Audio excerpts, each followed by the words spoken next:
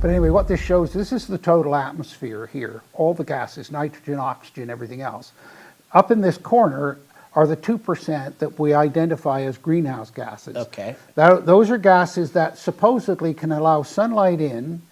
That heats the surface, and then the heat from the surface can't escape past those gases. So that raises the temperature of the Earth. That's the theory. Okay. That little thing in the corner there, that little tiny thing, little half block? Yeah, that 2% of the total atmosphere. Okay.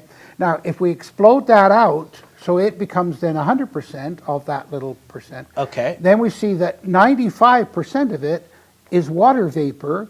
It's the most important greenhouse gas by far. Yeah. And yet, you never hear about it. You say to people, well, what's the most important greenhouse gas? Oh, CO2. Oh, CO2. Of course, goes without. Yeah. But here's CO2, all sources, natural and human. And then down the bottom here is the human portion of the CO2. And you see how minuscule that is of the total amount of gases in the atmosphere.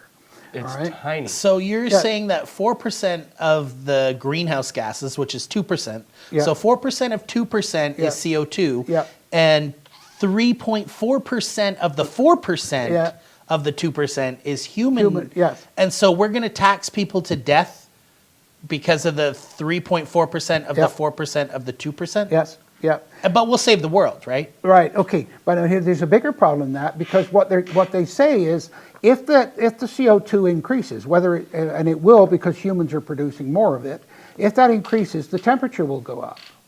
The problem is every single record we've got, whether it's ice core data or anything else, the temperature increases before the CO2. That's right. Mm-hmm. So the fundamental assumption that they make is wrong. The only place in the world that I know of where temperature increase precedes, or CO2 increase precedes the temperature increase, is in the computer models of the IPCC, But the people that are suing me. They portray those graphs in separate motions, right? So you see the CO2 and you see the heat, and it looks like, of course, but it's not the fact. So you're telling our viewers at home that CO2 doesn't cause the heat. The heat rises before the CO2 rises. That's right. The temperature increases before the CO2. You're watching Freedom Free For All.